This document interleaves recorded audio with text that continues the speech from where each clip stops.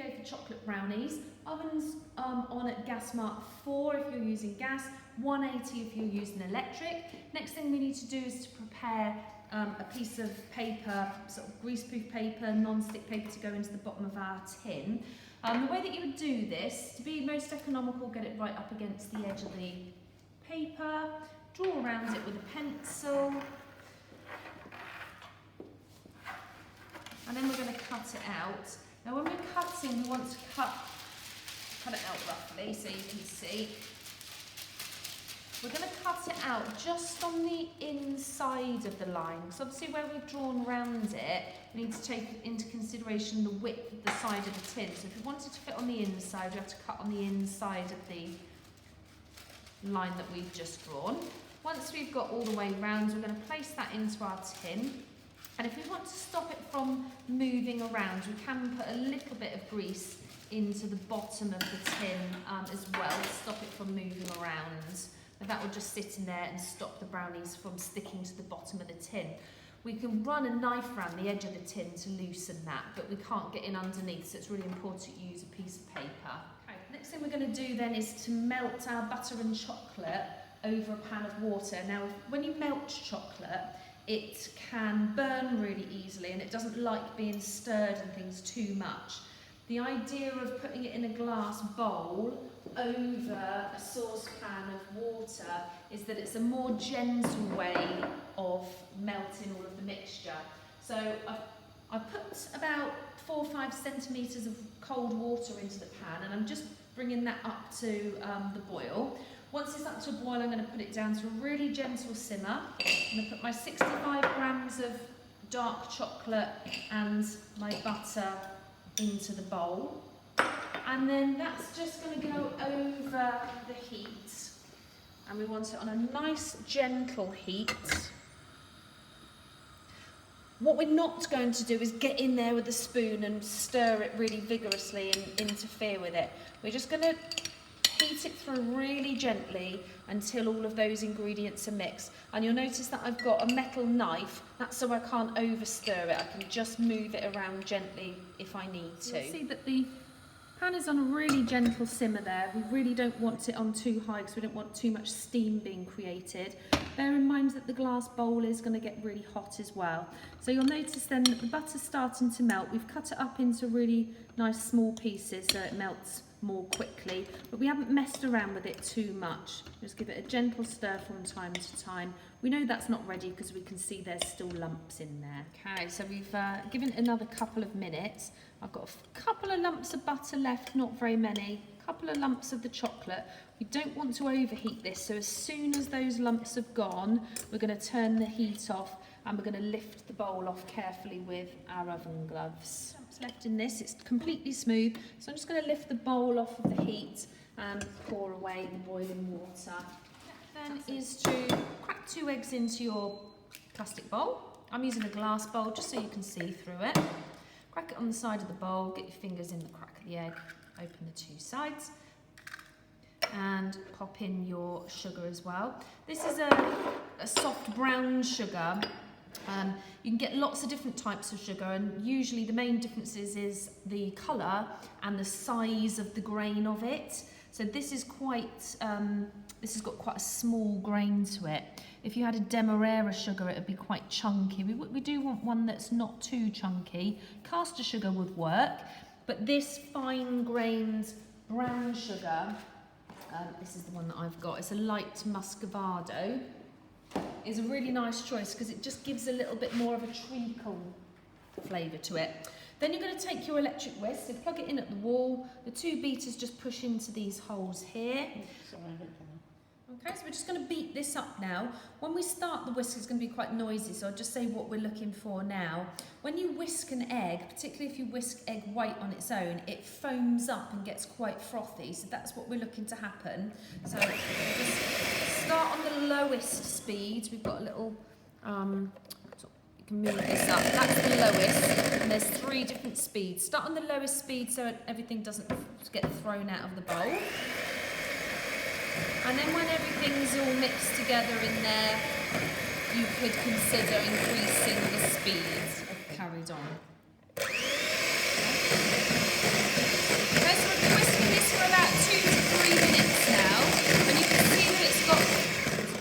like in colour, and it's got quite thick. So when we move the beaters through it, they leave a bit of a trail in the mixture. So that's how we know that it's done. So to eject the beaters, you just press the button on the top. We can give the beaters a tap on the side of the bowl so we don't waste any of the mixture. Next, we're going to bring over then the bowl which has got the melted chocolate and butter in. This should be cool enough now for you to touch the bowl without using oven gloves. And we're just going to pour this mixture in with the egg and sugar mixture. Okay, this is a dark chocolate that we've used. And then we're going to stir it in gently with a wooden spoon. We're not going back in with the whisk. We've just spent quite a lot of time whisking eggs and sugar together to get a light and frothy mixture which has got lots of air in it. And if we go in like a bull in a china shop and start whisking it, we're going to knock all of that air out. So we're going to be quite gentle with it. That's just marbling through. What we're going to then do is to sieve in the flour and the cocoa powder. So we pass this through a sieve because it helps to get rid of the lumps. You sometimes get lumps in cocoa powder in particular. Helps to aerate the mixture. Get more air in so you get a nice light and airy mixture. You might just need to press the last few bits of cocoa through if you're left with a few lumps. You can do that with your hands or the back of a spoon. And we're going to really gently fold that mixture together until the mixture is combined. Okay, so I switched over to a metal spoon. Metal spoons are a bit better for folding in, and you can see now that all of the flour and the cocoa powder is all incorporated into there, but I've still got a nice frothy mixture. If I were to keep going with this, it's gonna reduce in volume and be less light, but I can't see any flour left in there. So I used a bit of a figure of 8 method in there to get all that mixed in. Now, I'm going to add half a packet of dark chocolate chips. Give them a quick stir through. And then all of that mixture goes into the tin. Remember, we've got our greaseproof or non-stick paper in the bottom to stop the mixture sticking in the oven. All of that's going to pour in. Don't waste any. It will just end up in your washing up water if you leave any in. Give it a good scrape. And it will self-level in the tin. You shouldn't need to do much more than give it a gentle move around. And then that's going to go into the oven for about 25 minutes. So I'm going to set the timer for 20 minutes and we'll have a look at it after that. Yep. Okay, so the timer's just gone off. It's been in for 20 minutes now. So if I have a quick look, I'll just lift it out so you can see. You can see that around the edge of the brownie, the mixture's started to go quite firm. And if I shake it, that's the best way to see what the middle looks like. Can you see it's quite wobbly still? Now we do want some element of gooiness to a chocolate brownie, but if we were try and take it out of the tin when it was that wet, I think we'd end up with a mess. So we are going to put it back in the oven. Set the timer for another 5 minutes, so that's going to take it up to 25 minutes. 5 minutes, it's been in for 25 minutes now. Let's have another look.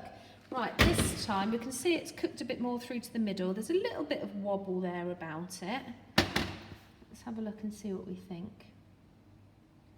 Okay, it's definitely firm around the outside. I think that's going to be quite nice. It's a tiny bit of wobble, but I think it's firm enough. So we'll leave that to cool down now on a cooling rack. Okay, so this is cooled down enough now for us to remove it from the tin. I can touch the tin. It just feels mildly warm now.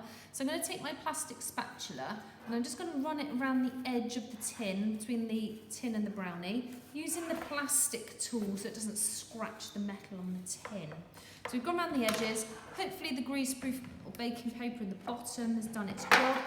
We can just pop it out, peel off the paper, and then carefully place it down on the board. Okay, it's a little bit fragile. I'm going to recommend that we cut it into either 16 pieces, so that would be cut into quarters along this way and this way, or we could do it into 9. If we do it into 9, we're going to cut 1/3 of the way along here and here, and 1/3 of the way along this way as well. And that'll cut it into 9 squares for you. Okay, so I've cut it into 9 pieces.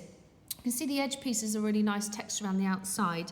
The ones in the middle, and you can learn from my mistake, they are a little bit on the soft side, if you can see. Now, it's really difficult to use the skewer test with a brownie because it's not like a normal cake. It will always be a bit gooey in the middle. This is liable to fall apart. Not a lot, but a little bit. These edge pieces are okay, so those can go into your container. And if I was going to make this again, probably would cook it for another sort of 3 to 5 minutes, just so these inside pieces aren't quite so wet and sticky, but will taste delicious still.